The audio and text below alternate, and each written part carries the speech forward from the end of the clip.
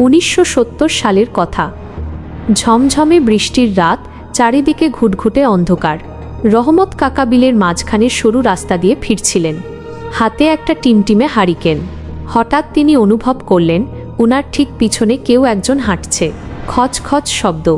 তিনি থামলে শব্দটা থেমে যায়, তিনি হাঁটলে আবার শুরু হয়। রহমত কাকা ভাবলেন হয়তো গ্রামেরই কেউ। তিনি পিছন না ফিরেই জিজ্ঞেস করলেন, কে রে? অমুক নাকি? কোনো জবাব নেই।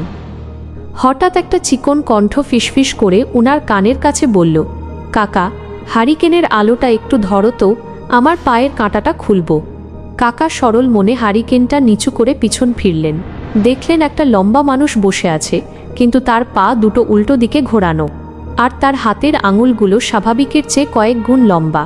কাকা ভয়ে চিৎকার দিতে চাইলেন, কিন্তু দেখলেন সেই লোকটা ওনার দিকে তাকিয়ে বিভৎস হাসছে আর বলছে, আলোটা আরেকটু কাছে আনো, ভালো করে দেখি। কাকা ওই অবস্থাতেই হারিকেন ফেলে দৌড় দিলেন। বাড়িতে পৌঁছে টানা 7 দিন জ্বরে ভুগেছিলেন তিনি। আজও সেই বিলের রাস্তায় কেউ একা গেলে নাকি অনুভব করে কেউ একজন পিছনে হাঁটছে আর ফিসফিস করে বলছে, আলোটা একটু ধরো তো। কি দোস্ত, এটা শুনে কি শরীরে কাঁটা দিল? এই গল্পটা